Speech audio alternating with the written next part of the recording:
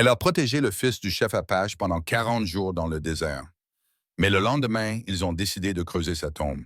Les pleurs d'un enfant déchirent la nuit du désert comme un couteau transperçant le silence. Ce ne sont pas les gémissements doux d'un enfant qui s'est écorché le genou, mais les cris primaux et sauvages d'une terreur pure qui font fuir les animaux sauvages et font frissonner quiconque a une conscience. Dans la lumière ambrée vacillante d'un feu de camp mourant, entouré par la vaste obscurité du territoire de l'Arizona, un garçon Apache de 8 ans est suspendu par ses petites poignets à un poteau en bois, son corps tremblant de manière incontrôlable, tandis que 3 déserteurs de l'armée de l'Union comptent des pièces d'argent avec des sourires ivres qui feraient rougir le diable lui-même. Le vent du désert transporte l'odeur âcre de la fumée, des corps sales et d'autres choses, l'odeur métallique de la peur qui s'accrochait à l'air comme une malédiction. Au-dessus de leur tête, une voûte étoilée est témoin de cette dernière cruauté dans une région qui a vu trop de sang couler à cause de la cupidité et de la haine. 80 $ pour le garçon, marmonne le sergent Mills en crachant un jet de jus de tabac brun dans le sol où il siffle et disparaît. Son visage buriné porte les cicatrices d'innombrables batailles. Mais ce soir, ses yeux reflètent quelque chose de bien pire que la violence honnête de la guerre. Le calcul froid d'un homme qui fait le commerce de chair humaine. Ces marchands d'esclaves de Tucson paieront le double si nous le livrons vivant et indemne. Les autres soldats rient d'un rire creux, celui d'hommes qui ont vendu leur âme pour de l'argent à boire. Le soldat Jensen, à peine âgé de 20 ans, les yeux morts qui témoignent des horreurs dont il a été témoin et auxquelles il a participé, fait passer une bouteille de whisky pourri entre ses compagnons. Les enfants Apache se vendent à prix d'or, dit-il. Ils ont de petites mains pour le travail en usine et ils apprennent vite avec un entraînement adéquat. Ils ne parleront plus leur langue païenne quand les gars de Tucson en auront fini avec eux. Le troisième homme, le caporal Wade, hoche la tête d'un air sage en comptant et recomptant les pièces d'argent. Le mieux, c'est que personne ne se soucie de ce qui arrive aux morveux Apaches. On pourrait en faire disparaître une douzaine et l'armée nous remercierait probablement d'avoir économisé des munitions. À 5 kilomètres de là, Victoria Hollinger se réveille en sursaut dans sa petite cabane en adobe, le cœur battant contre ses côtes comme un oiseau pris au piège. À travers sa seule fenêtre, elle peut voir la lueur orange du feu des soldats juste derrière l'école à classe unique où elle enseigne aux enfants des colons assez courageux ou assez fous pour s'installer dans ce territoire impitoyable. Le bruit qui l'a réveillé, cet horrible cri du fond de l'âme, n'a pas cessé. Il transperce l'air nocturne comme une blessure qui ne guérira pas. Elle enroule un épais châle de laine autour de sa chemise de nuit en coton et pose ses pieds nus sur le sol en terre battue. Tous les instincts de survie que lui a enseignés son défunt mari lui crient que quelque chose de terriblement dangereux est en train de se passer. Le désert abrite de nombreux sons. Le hurlement des coyotes, le bruissement des serpents à sonnette dans les buissons de sauge, le cri lugubre des oiseaux nocturnes chassant les souris. Mais ce son est différent. C'est la souffrance humaine, brute et désespérée. Victoria vit dans cette terre hostile depuis 7 ans maintenant. Les 2 dernières années en tant que veuve, depuis que la fièvre a importé son mari James. Pendant cette période, elle a été témoin d'horreurs qui briseraient le moral des âmes plus douces élevées dans des endroits civilisés. Elle a vu des familles Apaches chassées de leurs terres ancestrales sous la menace des armes. Elle a vu des soldats brûler les réserves alimentaires hivernales qui faisaient la différence entre la survie et la famine pour des tribus entières. Elle a soigné les blessures infligées par les 2 camps dans ce conflit brutal et sans fin, et chaque acte de cruauté lui a arraché un morceau de son cœur. James était différent de la plupart des hommes blancs de la région. En tant que chasseur et pisteur, il avait appris à respecter le peuple Apache, à commercer équitablement avec lui, et avait même appris suffisamment de leur langue pour communiquer au-delà des gestes et d'un anglais approximatif. Grâce à lui, Victoria avait compris que les sauvages dont parlaient les journaux étaient des pères protégeant leurs enfants, des mères pleurant leurs morts, des jeunes hommes se battant désespérément pour préserver un mode de vie systématiquement détruit. Les Apaches ne sont pas nos ennemis, lui avait dit James lors d'une de leurs longues conversations nocturnes. Ce sont des gens qui se battent pour leur foyer, comme n'importe lequel d'entre nous le ferait. Les vrais sauvages portent des uniformes et contre les prophètes dans la misère humaine. Tirant maintenant vers le feu lointain, Ses pieds nus silencieux sur le sable refroidi, Victoria sent le poids de toutes les injustices dont elle a été témoin peser sur ses épaules comme des pierres.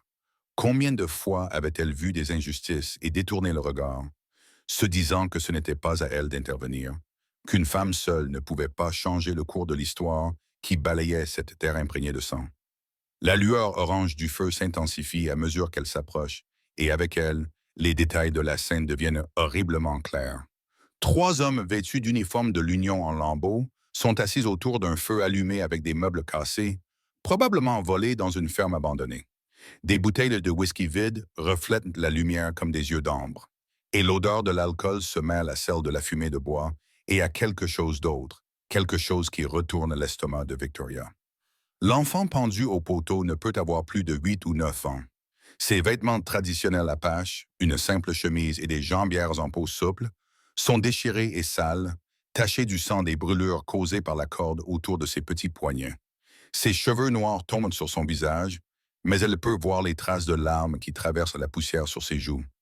De temps en temps, son corps tout entier est secoué de sanglots épuisés qui témoignent d'heures de terreur et de douleur. S'il vous plaît, gémit le garçon dans un anglais accentué mais clair, sa voix à peine audible au-dessus du crépitement du bois qui brûle. Je veux mon père. Je veux rentrer chez moi. Le plus grand des soldats, le sergent à la barbe tachée de tabac, se lève en titubant et donne un coup de pied dans le sable en direction de l'enfant avec une cruauté délibérée. Ferme ta bouche de païen, petit sauvage. Ton cher papa-chef ne peut plus t'aider maintenant.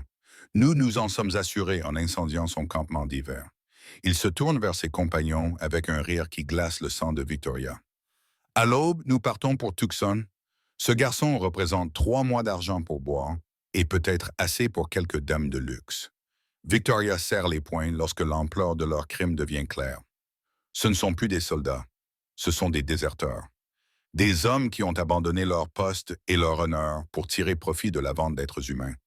Et pas n'importe quels êtres humains, mais un enfant qui parle suffisamment bien l'anglais pour avoir été en contact avec des colonies blanches, probablement par le biais du commerce ou de tentatives diplomatiques. Debout dans l'obscurité, observant cette dernière atrocité se dérouler, quelque chose de fondamental change dans l'âme de Victoria. Elle pense à toutes les fois où elle est restée silencieuse, à toutes les injustices dont elle a été témoin et qu'elle n'a rien fait pour empêcher.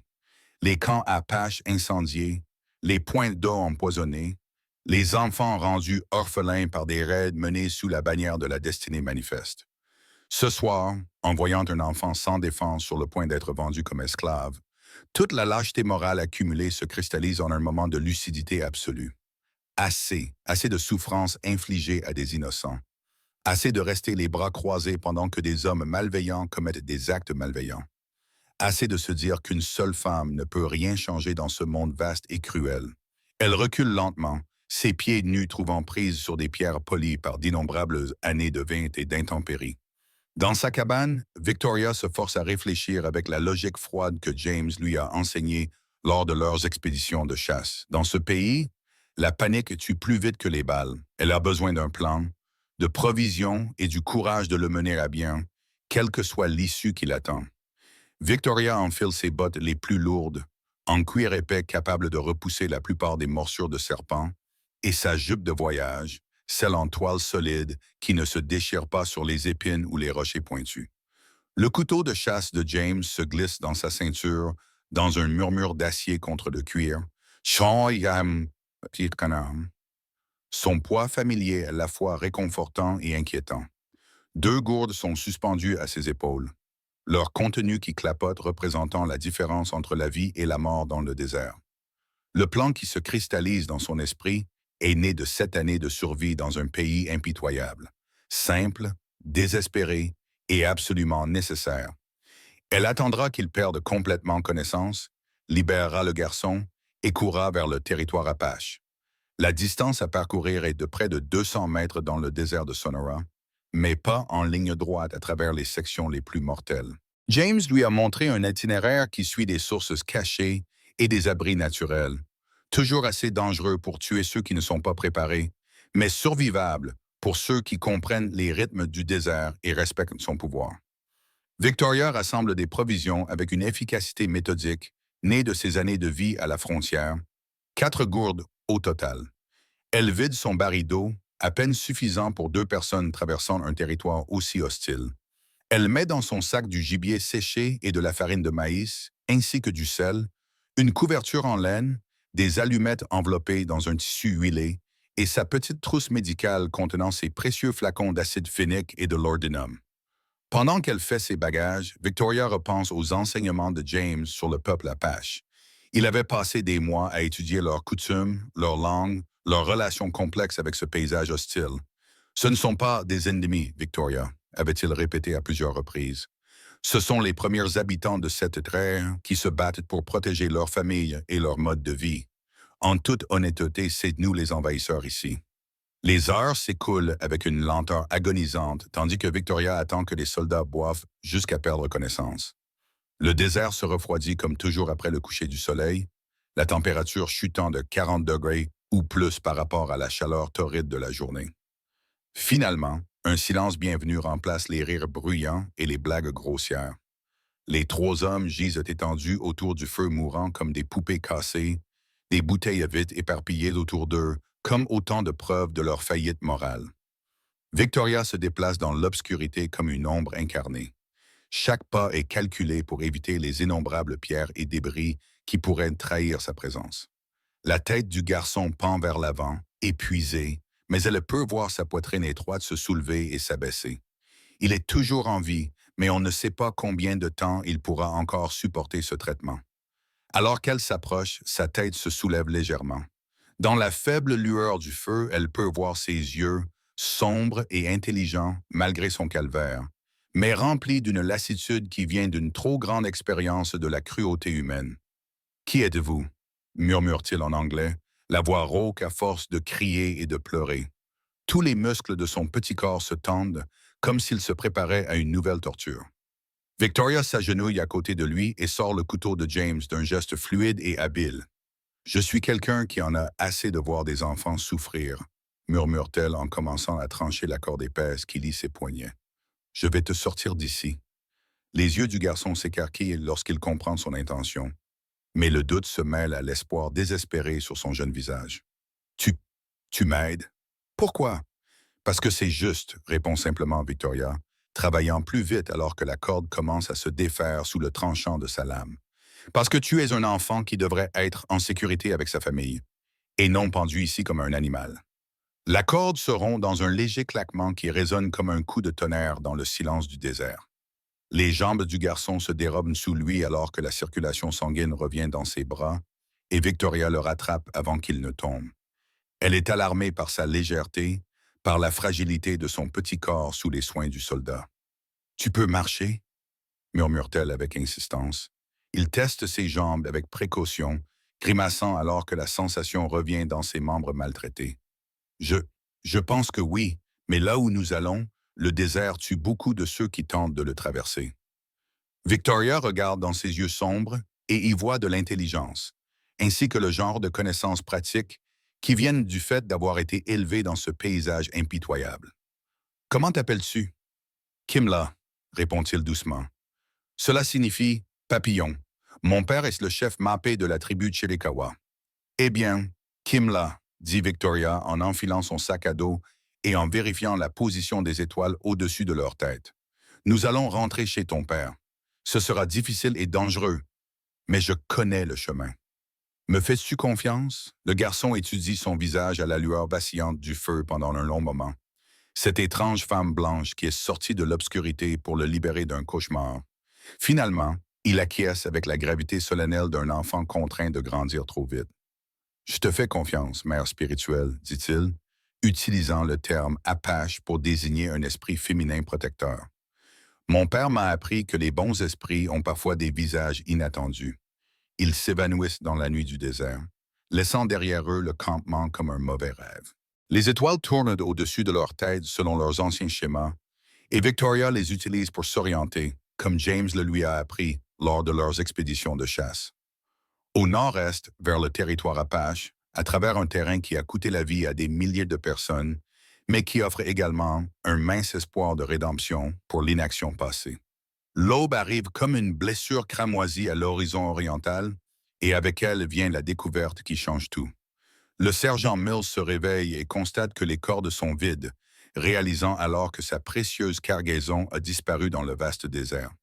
Son rugissement de rage résonne dans le désert, poussant les lézards et les écureuils terrestres à se réfugier.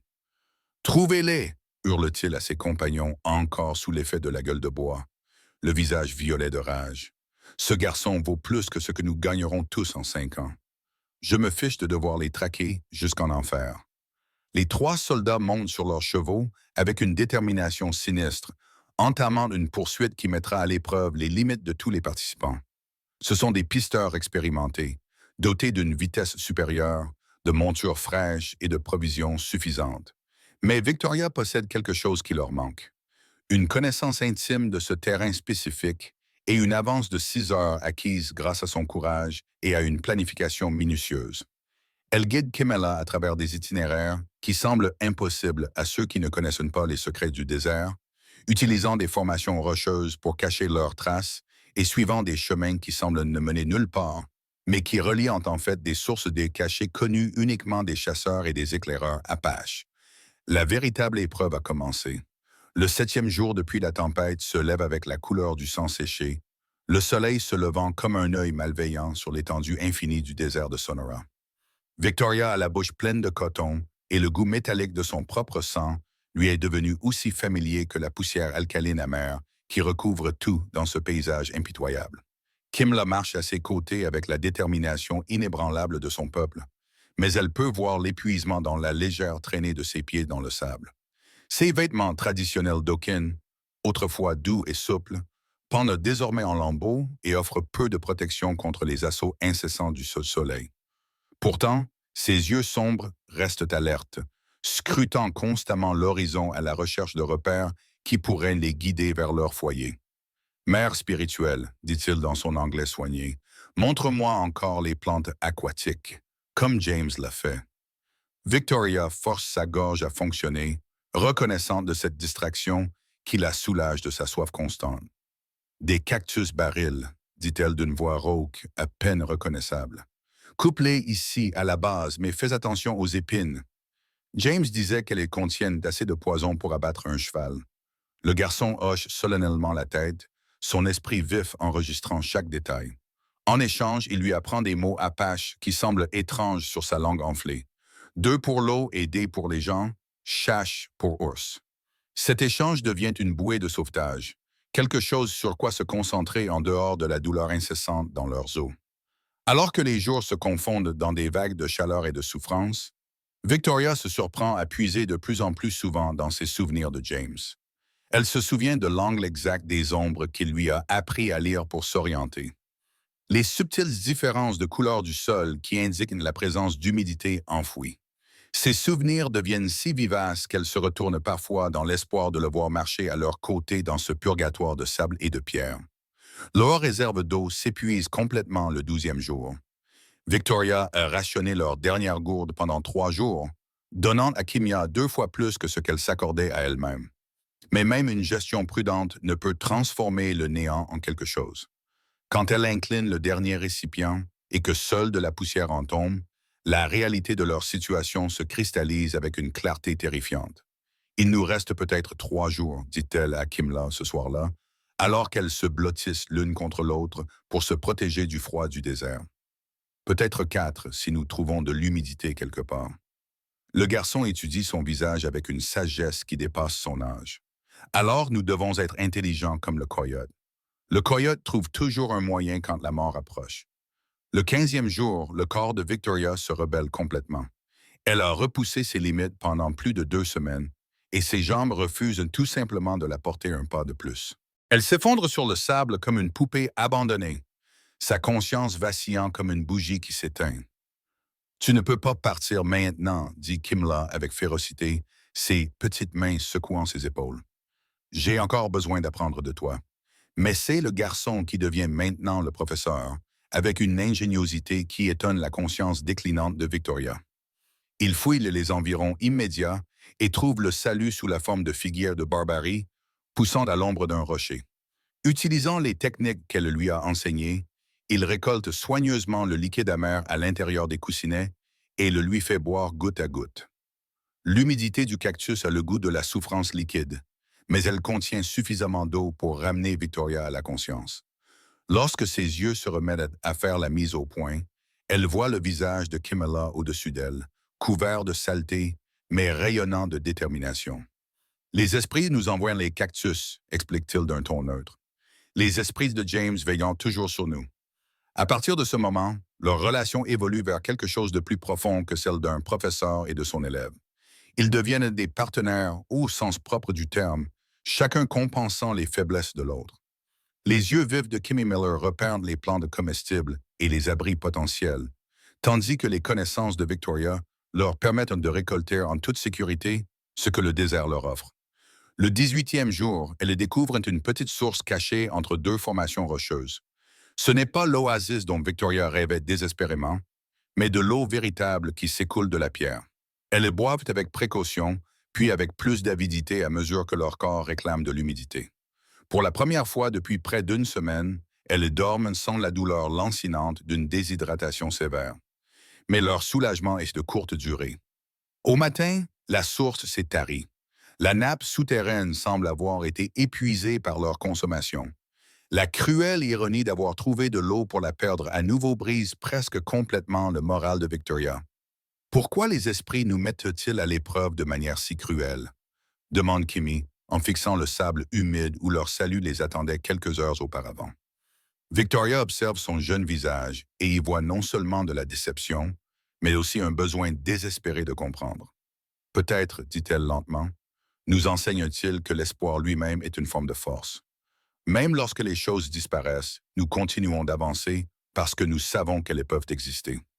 Les jours 20 à 25 s'écoulent dans un brouillard de souffrance qui les pousse tous les deux au-delà des limites de l'endurance humaine normale. Le corps de Victoria commence à se consumer, ses muscles s'atrophient tandis que son organisme cherche désespérément de l'énergie pour continuer à fonctionner. Ses pensées se fragmentent et se dispersent, et elle se surprend à avoir des conversations entières avec James, comme s'il marchait à leur côté, sa voix aussi réelle que celle de Kimmy Moores dans son imagination fiévreuse. Le garçon s'adapte mieux aux conditions extrêmes, son jeune corps étant plus résistant que celui de l'adulte. Pourtant, elle peut voir les ravages causés par la faim sur ses pommettes de plus en plus saillantes, la façon dont ses vêtements pendent sur son corps amaigri. Mais son esprit brille toujours autant. Sa détermination à rentrer chez lui les pousse tous les deux à continuer, alors que la logique voudrait qu'ils s'allongent et attendent la fin. Le 26e jour, Victoria prend la décision la plus difficile de sa vie. Elle peut à peine marcher sans s'appuyer lourdement sur la petite épaule de Kimima. Chaque pas lui demande un effort monumental qui la laisse haletante. Si elle continue, elle causera leur mort à tous les deux. Mais si elle s'arrête ici, il pourra peut-être encore rentrer chez lui. « Kimmy Mella, dit-elle pendant leur pause à l'ombre d'un mesquite rabougri, tu dois me quitter et continuer seul. » Le garçon relève brusquement la tête, ses yeux sombres, brillants d'indignation. « Non, nous partons ensemble ou nous mourrons ensemble. C'est ainsi que fonctionne la famille. Il s'agit de ta survie, argue Victoria, même si chaque mot lui semble aussi difficile à avaler que du verre. Tu es assez fort pour atteindre le territoire de ton père. Je ne fais que te ralentir maintenant. Tu es mon esprit, mère, déclare Kimmy avec une conviction farouche. Tu m'as sauvé des mauvais soldats. Maintenant, c'est moi qui te sauve. Les esprits nous ont réunis et je ne briserai pas ce lien. Son refus de l'abandonner remplit Victoria d'émotions trop complexes à démêler. Le chagrin de l'avoir conduit à cette extrémité, la fierté de sa loyauté et quelque chose d'autre encore. En sauvant cet enfant, elle a découvert un but qui transcende sa propre survie. C'est pour cela que James lui a enseigné toutes ces techniques de survie. C'est pour cela qu'elle se trouvait dans cette colonie cette nuit-là. Tout a conduit à ce moment, à ce choix, à ce lien forgé dans le creuset des épreuves difficiles du désert. Alors continuons ensemble, dit-elle en se relevant péniblement avec son aide. Mais Kimmy, promets-moi que si je tombe et que je ne peux pas me relever, tu continueras à marcher vers ces montagnes. Elle montre du doigt les sommets lointains qui marquent le territoire apache, encore flous à cause de la distance, mais plus proches qu'ils ne l'ont jamais été. Nous les atteindrons ensemble, dit le garçon avec une certitude absolue. Mon père raconte des histoires de guerriers qui traversent la mort pour rentrer chez eux. Nous sommes ces guerriers maintenant. Au cours des jours suivants, Kim Miller assume de plus en plus de responsabilités pour leur survie. Son instinct, aiguisé par une vie passée dans cet environnement, les guide vers des sources d'eau cachées et des abris avec une précision qui étonne Victoria. Il parle sans cesse, remplissant le silence d'histoires sur son père, de descriptions des cérémonies apaches, de tout ce qui peut l'aider à rester concentré sur le présent, plutôt que de dériver vers la paix dangereuse qu'il appelle depuis les confins de sa conscience. Mon père est chef, mais il est aussi père, explique Kimela, alors qu'il traverse péniblement un terrain découvert où la chaleur miroite comme de l'eau. Il m'apprend à monter à cheval et à chasser, mais aussi à cueillir des plantes médicinales avec les femmes. Il dit qu'un vrai guerrier doit tout savoir faire. Victoria essaie de sourire, même si son visage semble sculpté dans du cuir. L'image de ses retrouvailles familiales, de l'appartenance à un endroit, lui semble d'une beauté impossible. Même si elle meurt demain, au moins elle mourra en sachant que de telles choses existent. Au 31e jour, Victoria évolue dans un rêve éveillé, sa conscience oscillant entre la conscience du présent et les souvenirs de sa vie avec James. Parfois, elle lui parle comme s'il marchait à leur côté, et Kimla se contente d'acquiescer, comme si cela était tout à fait naturel. Peut-être que dans l'étrange alchimie de souffrance et d'endurance du désert, à 5 km de là, le chef Mi dirige une équipe de recherche qui ratisse le désert depuis près d'un mois. Lorsque son fils a disparu du camp pendant un raid mené par ses soldats, Mi les a suivis jusqu'à leur feu abandonné, où il a trouvé des cordes coupées et des traces de fuite dans le désert. Pendant des semaines, il a mené ses guerriers dans des cercles de plus en plus larges, suivant toutes les routes possibles à travers ce paysage mortel. Ses éclaireurs rapportent avoir trouvé des signes, du sol remué, des plantes à casser, des traces indiquant que quelqu'un s'est passé par là. Mais le désert a fait tant de victimes parmi les voyageurs que l'espoir lutte constamment contre la crainte de ne trouver que des eaux blanchies par le soleil et le temps. Le 32e jour, alors que les jambes de Victoria lâchent pour ce qu'elle sait être la dernière fois, Kimela aperçoit un mouvement à l'horizon.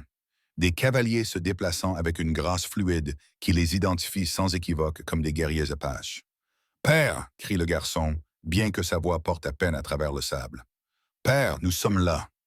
Victoria s'effondre au sol comme un arbre abattu, perdant déjà connaissance alors que la voix paniquée de Kima l'appelle. La dernière chose qu'elle voit, ce sont des silhouettes à cheval qui foncent vers eux à travers le sable scintillant, et elle pense vaguement qu'ils ont peut-être réussi l'impossible. Après tout, les guerriers apaches les trouvent quelques instants avant que le vent du désert ne commence à disperser le sable sur le corps inerte de Victoria.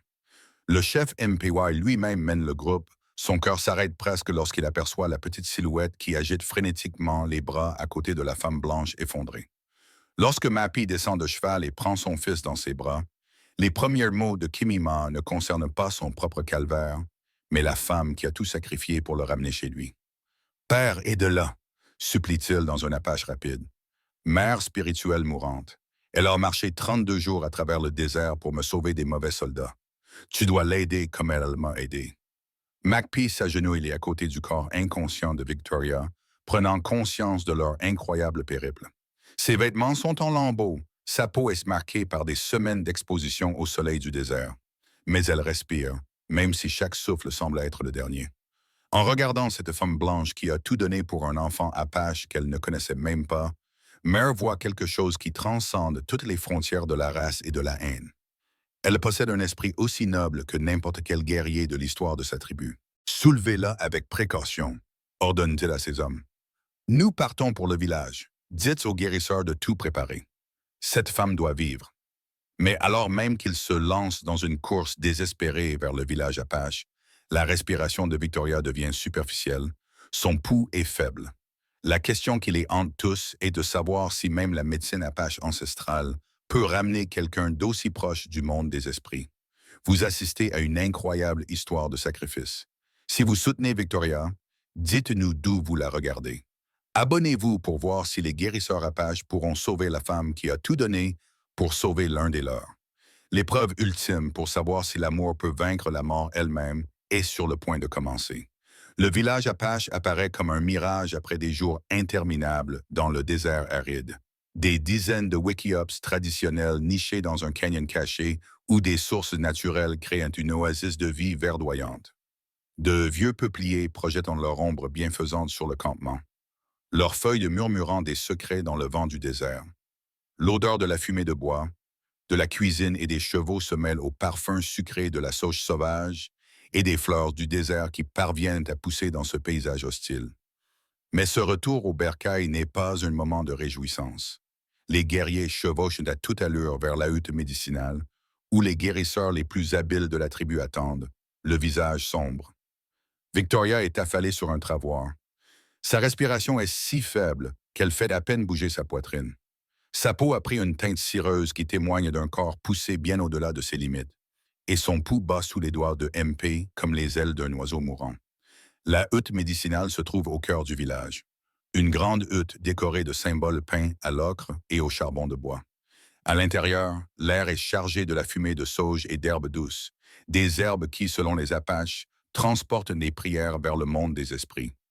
La sagesse est suspendue au mur, sous forme de bouquets de plantes médicinales, de fétiches sculptés et de sacs de médecine contenant des pouvoirs transmis depuis d'innombrables générations. Aisha, la plus âgée des guérisseuses, examine Victoria avec ses mains burinées par 70 hivers passés à mélanger des potions et à rappeler les âmes des terres de l'ombre. Ses doigts retracent les pires dommages causés par le désert, les coupes de soleil profond qui ont laissé la peau de Victoria craqueler comme de la terre séchée, la déshydratation sévère qui a creusé ses joues et laissé ses lèvres gercées et ensanglantées. Cette femme a traversé la vallée des eaux. Aisha murmure en apache. Sa voix porte le poids de l'expérience de la mort sous toutes ses formes. Son esprit erre près des sentiers des ancêtres. Nous devons agir rapidement, sinon elle choisira de les suivre plutôt que de revenir dans ce monde de souffrance. Mais tout le monde dans le village ne voit pas l'arrivée de Victoria avec révérence.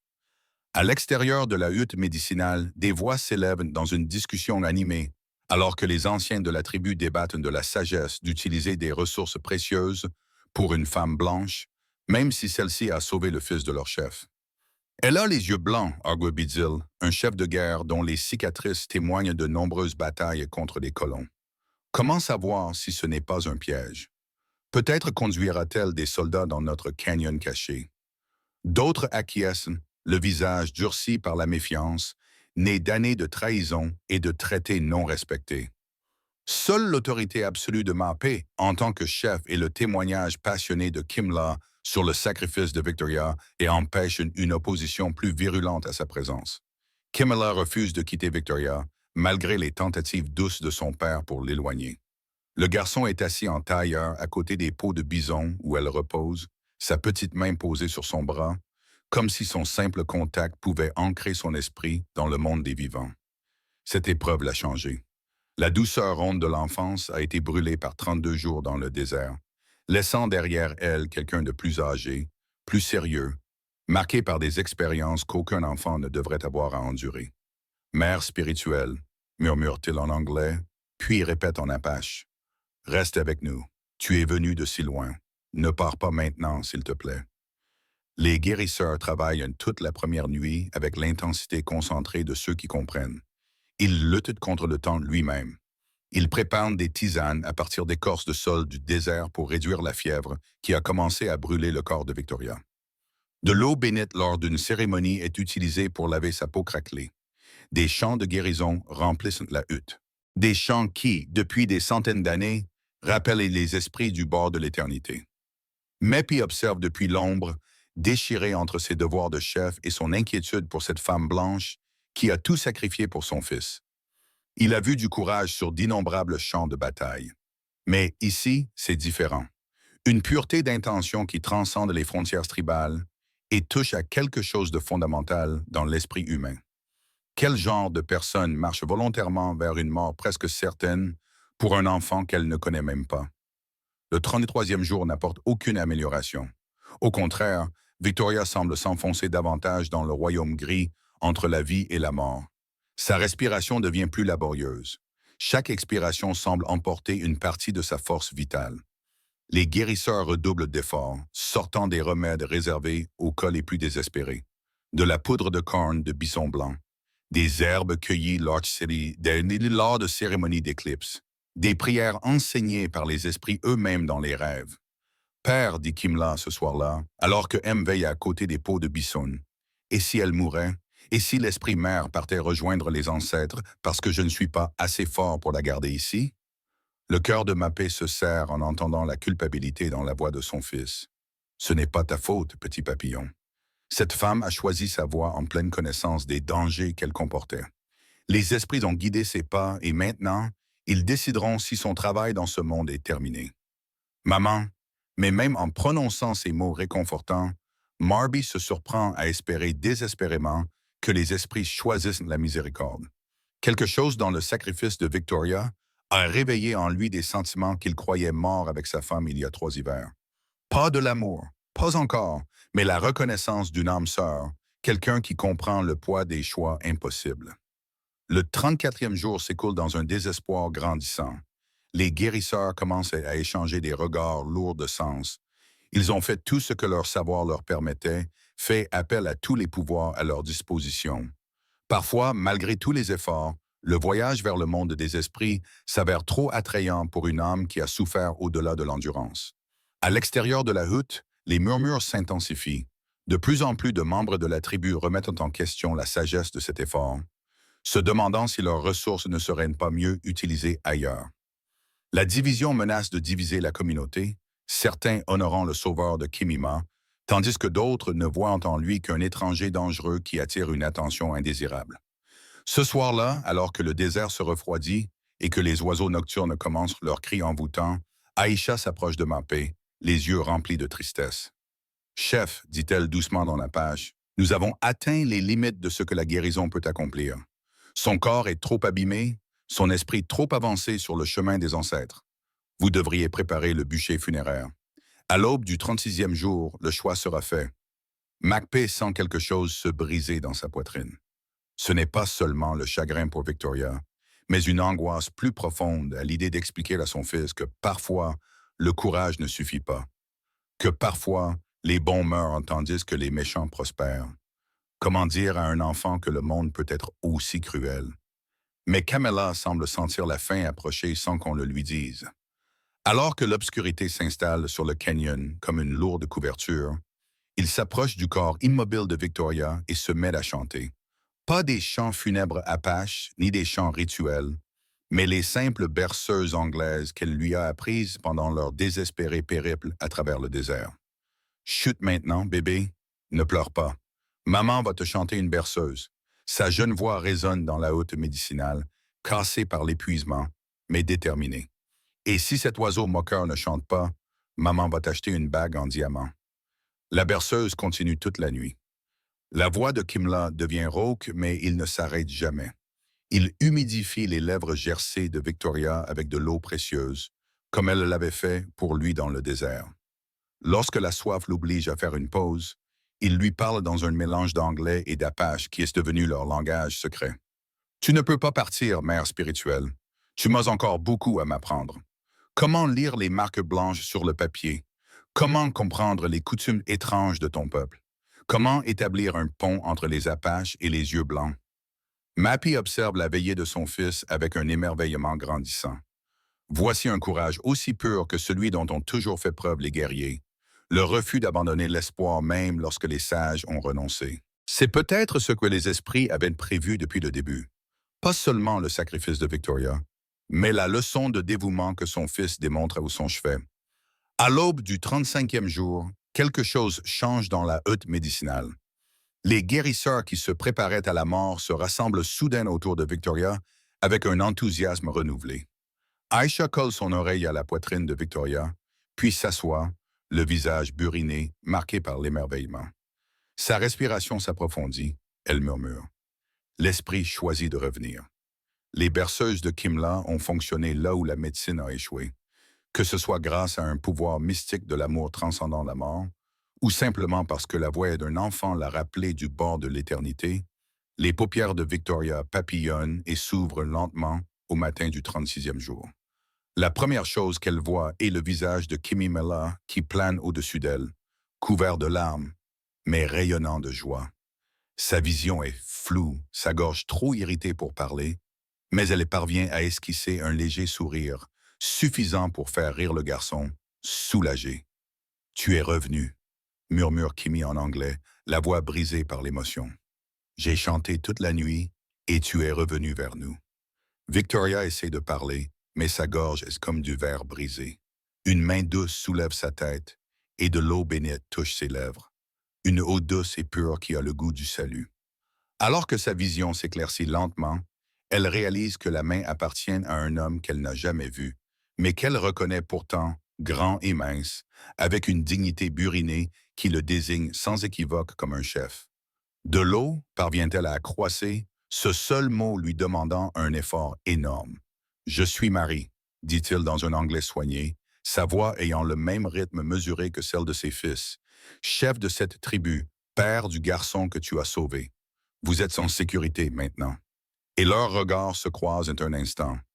Le sien, sombre et sérieux, reflète une profonde expérience et une grande perte. Le sien, encore embrumé par la faiblesse, mais suffisamment lucide pour comprendre qu'il s'agit d'un homme qui inspire le respect. Quelque chose passe entre eux lors de ce bref contact. Ce n'est ni de l'amour ni de l'attirance, mais la reconnaissance d'une compréhension commune du sacrifice et du devoir. Victoria se remet lentement au cours des jours suivants. Son corps, poussé au-delà de toutes les limites humaines, a besoin de temps pour se rappeler comment fonctionner normalement.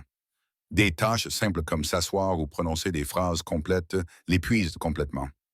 Les guérisseurs sont patients mais prudents, sachant que précipiter son rétablissement pourrait causer des dommages permanents.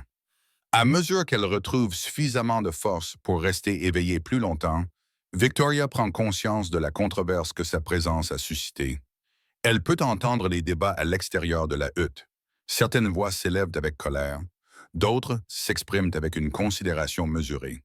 Bien qu'elle comprenne peu la pâche, le ton rend la division évidente. Certains des nôtres remettent en question votre présence ici, explique Map un soir, alors qu'ils viennent vérifier ses progrès. Son anglais est prudent mais clair, suggérant des années de contact avec des commerçants et des négociateurs. Ils craignent que vous n'ameniez des soldats dans notre refuge secret. Victoria s'efforce de s'asseoir à l'armée. Jamais je ne ferai cela. Kimla m'a sauvé la vie autant que je lui ai sauvé la sienne. Je mourrais plutôt que de trahir cet endroit.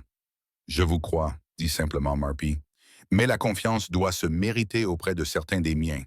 Ils ont été trop souvent trahis par les promesses des langues blanches. Au cours des jours suivants, alors que Victoria reprend peu à peu des forces, elle commence à comprendre la complexité de sa situation. Elle n'est pas simplement une invitée qui se remet d'une maladie. Elle est un test pour toute la communauté. Peut-on faire confiance à une femme blanche parmi les Apaches? Peut-on mettre de côté les vieilles blessures au profit de nouvelles possibilités? Kimela lui sert de pont vers la communauté, lui enseignant les mots Apache de base et lui expliquant les coutumes avec la patience d'un enseignant né. Son enthousiasme à l'idée d'avoir sa mère spirituelle parmi son peuple est contagieux, et il finit par convaincre même certains sceptiques. Tu apprends vite, observe Kimela, lorsque Victoria réussit à demander de l'eau en Apache. Mon père dit que tu as une bonne oreille pour notre langue. La mention de son père fait jeter un coup d'œil à Victoria vers l'entrée de la hutte où Mapé se tient souvent, discutant des affaires de la tribu avec ses conseillers. Elle se surprend à remarquer certaines choses à son sujet. La façon dont il écoute attentivement toutes les opinions avant de prendre une décision. La douceur dont il fait preuve avec les enfants. Le poids de la responsabilité qui semble reposer sur ses épaules comme une lourde couverture. Lorsque leurs regards se croisent à travers la hutte, elle ressent quelque chose. Ce n'est pas l'amour irrésistible qu'elle éprouvait pour James, mais quelque chose de plus discret, de plus incertain. Une possibilité peut-être, ou simplement la gratitude de quelqu'un qui a trouvé un refuge inattendu. Au 39e jour, Victoria peut marcher sur de courtes distances sans aide, même si elle se fatigue rapidement. Les dommages physiques causés par leur épreuve dans le désert mettront des mois à guérir complètement, mais elle a clairement dépassé le stade critique. Cependant, le débat sur son avenir s'intensifie à mesure que son rétablissement progresse. Elle ne peut pas rester indéfiniment, argue Basil lors d'une réunion du conseil que Victoria surprend. Son peuple va la rechercher. Quand ils trouveront notre canyon, ils viendront avec des soldats et des armes. Elle a sauvé le fils de notre chef, rétorque une autre voix. Cela ne compte-t-il pas? Renverrions-nous à la mort la femme qui a traversé l'enfer pour sauver l'un de nos enfants? Map écoute tous les arguments, mais ne dévoile que peu de ses propres pensées. En tant que chef, il doit tenir compte non seulement de ses sentiments personnels, mais aussi de la sécurité de tout son peuple. Victoria représente à la fois une opportunité et une menace, une chance de compréhension entre les races, mais aussi un danger potentiel pour leur sanctuaire caché. Cette nuit-là, alors que Victoria est assise devant la hutte sous des étoiles qui semblent incroyablement brillantes après tant de semaines passées dans le désert, elle est confrontée à un choix impossible.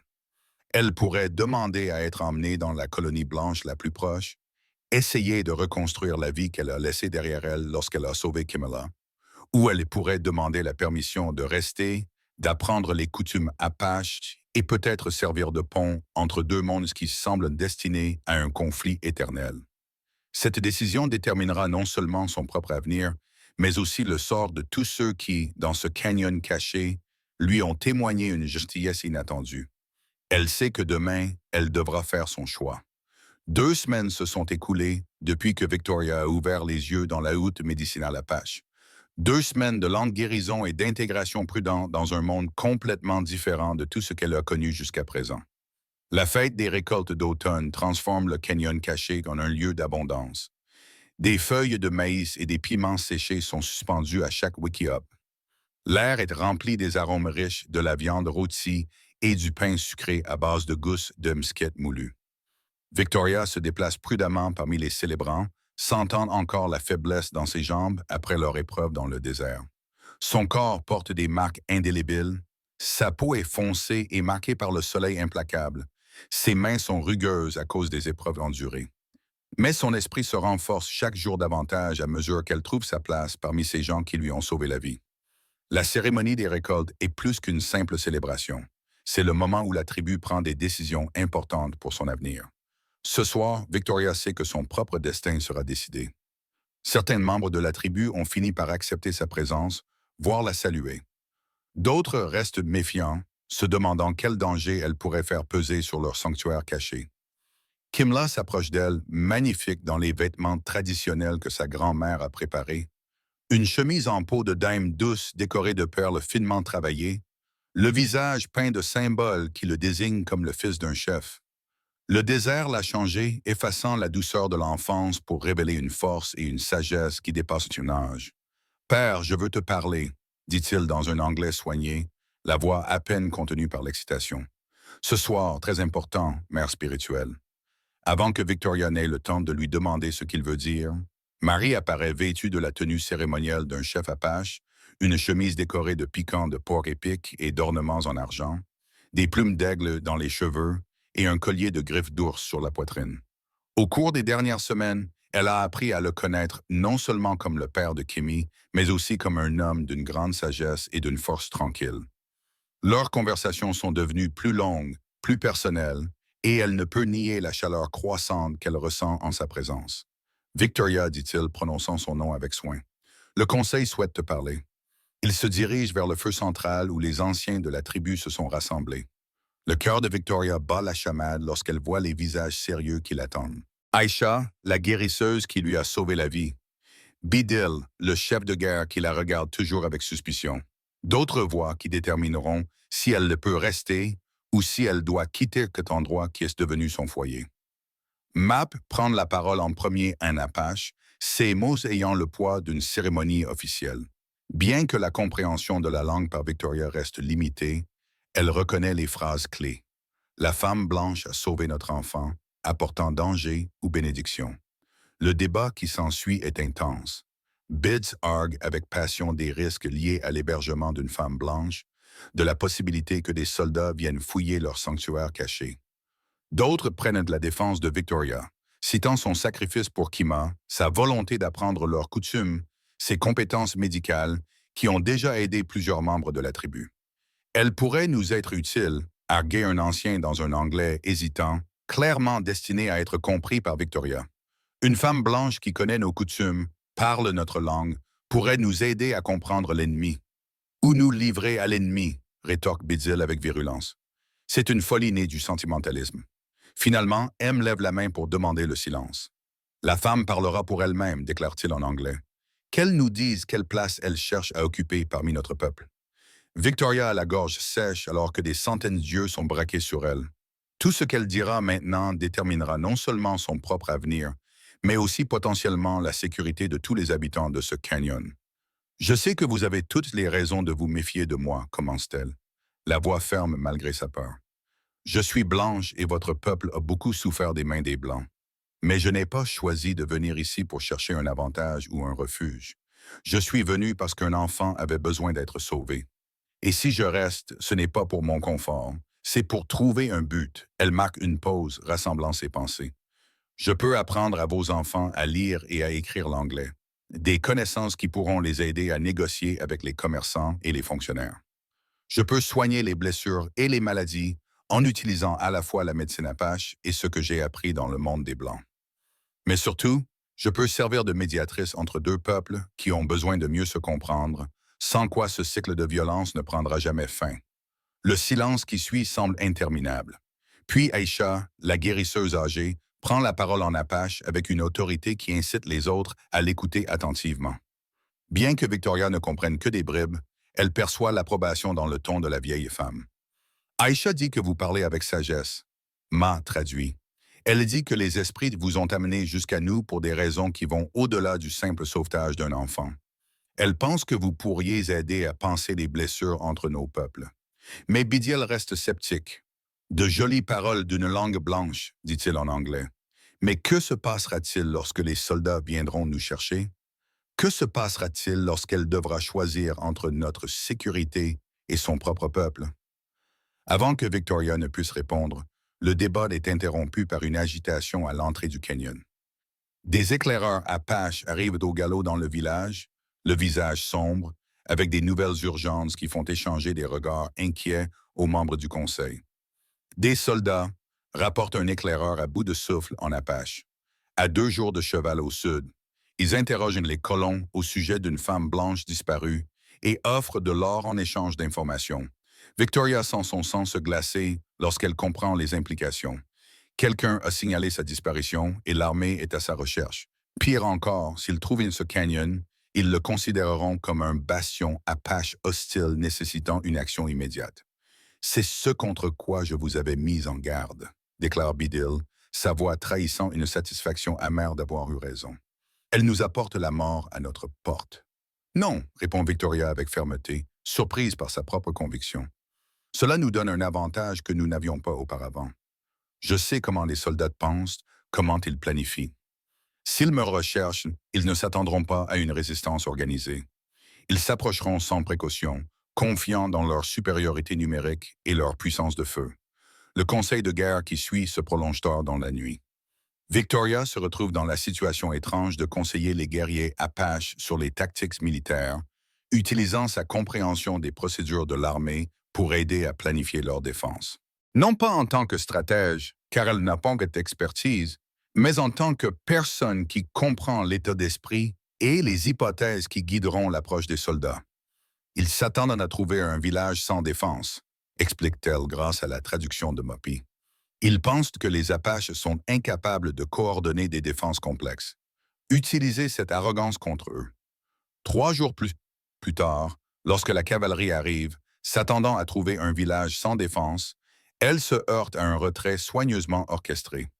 Les Apaches ont évacué leur canyon caché, ne laissant derrière eux qu'une arrière-garde pour retarder la poursuite, pendant que la tribu s'enfuit plus profondément dans les montagnes avec ses enfants et ses anciens. Victoria reste avec l'arrière-garde, non pas en tant que guerrière, mais en tant que guérisseuse, soignant avec la même compassion les combattants Apaches blessés et les soldats capturés. Lorsque le sergent Mills lui-même est amené devant elle, blessé mais vivant, elle voit le choc dans ses yeux lorsqu'il la découvre non seulement vivante, mais clairement alliée au peuple qu'il est venu attaquer. « Tu es devenu sauvage », crache-t-il, les lèvres tachées de sang. « Tu t'es assimilé aux indigènes comme une sorte d'animal. »« J'ai trouvé une famille », répond Victoria calmement, nettoyant ses blessures avec une douce efficacité. « J'ai trouvé des gens qui méritent d'être protégés, pour lesquels je suis prête à mourir. Tu ne peux pas comprendre cela. L'escarmouche ne se termine pas par une victoire écrasante, mais par un succès stratégique. La cavalerie est contrainte de battre en retraite avec des pertes importantes, tandis que les Apaches s'échappent avec des pertes minimes.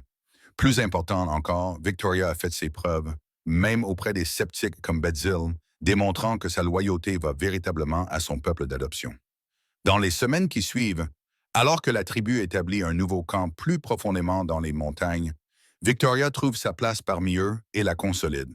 Elle apprend aux enfants à lire des mots anglais simples, apprend des techniques de guérison auprès d'Aïcha et aide à préparer la tribu aux défis de l'hiver dans leur nouvel environnement. Mais c'est sa relation grandissante avec Mab qui marque sa transformation la plus profonde.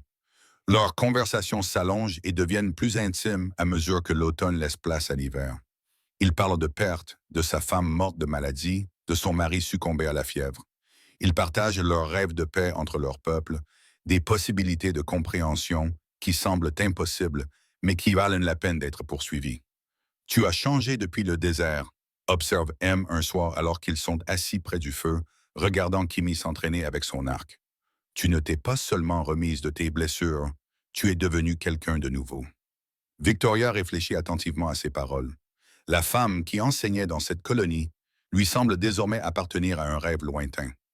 Cette vie, cette famille, tout cela lui semble plus réel que tout ce qu'elle a connu auparavant. Et si je te demandais de rendre ce choix permanent, dit Map doucement, si je t'offrais non seulement une place parmi notre peuple, mais aussi une place à mes côtés en tant que femme. La question qu'elle attendait la coupe encore le souffle. À la lueur du feu, elle voit non seulement un chef qui lui propose le mariage, mais aussi un homme qui lui offre un partenariat, de la compréhension, un amour fondé sur des épreuves partagées et un respect mutuel. James m'a appris à survivre dans la nature, dit-elle finalement. Mais toi et Kimi Mel m'avez appris à y vivre. Oui, je serai ta femme si ton peuple accepte ce choix. La cérémonie de mariage a lieu au solstice d'hiver, sous des étoiles si brillantes qu'elles semblent illuminer chaque pierre du canyon montagneux. Victoria porte une robe confectionnée par les femmes de la tribu. Une peau blanche décorée de perles qui raconte l'histoire de son voyage du monde blanc vers les Apaches, de la solitude à l'appartenance. Le rituel lui-même reflète à la fois la tradition Apache et l'adaptation au parcours différent de Victoria. Il y a la lumière du feu et les chants anciens, mais aussi la reconnaissance du chemin unique qui les a réunis. Lorsque Mapé lui prend les mains et qu'ils prononcent leurs vœux, Victoria ressent une plénitude qu'elle ne pensait plus jamais connaître. Maintenant, j'ai un père et une mère spirituelle, déclare Kimi dans son anglais soigné, le visage rayonnant de joie. Maintenant, nous sommes vraiment une famille. Alors que la fête bat son plein autour d'eux, Victoria se tient debout avec son nouveau mari et son fils adoptif, contemplant le paysage montagneux qui est devenu leur domaine. Demain apportera de nouveaux défis. Construire une vie entre deux mondes. Enseigner à des enfants qui doivent comprendre à la fois les coutumes apaches et celles des Blancs. Servir de pont entre des peuples qui ont désespérément besoin de trouver un terrain d'entente. Mais ce soir, entouré de sa famille et de sa communauté, en regardant les étoiles apparaître dans le ciel qui s'assombrit, Victoria sait qu'elle a enfin trouvé sa place. L'amour qu'elle a découvert ici ne remplace pas ce qu'elle a perdu avec James, mais c'est quelque chose d'entièrement nouveau, aussi inattendu et résistant que les fleurs sauvages qui fleurissent dans le désert après la pluie. Le cœur, comme le désert, peut refleurir après les saisons les plus rudes, murmure-t-elle, faisant écho à des mots qui sont devenus sa vérité. En fin de compte, James l'avait préparé non seulement à survivre dans la nature sauvage, mais aussi à trouver le courage de se construire une nouvelle vie lorsque l'ancienne avait pris fin. Les étoiles tournent au-dessus de nos têtes selon des schémas à la fois anciens et éternels.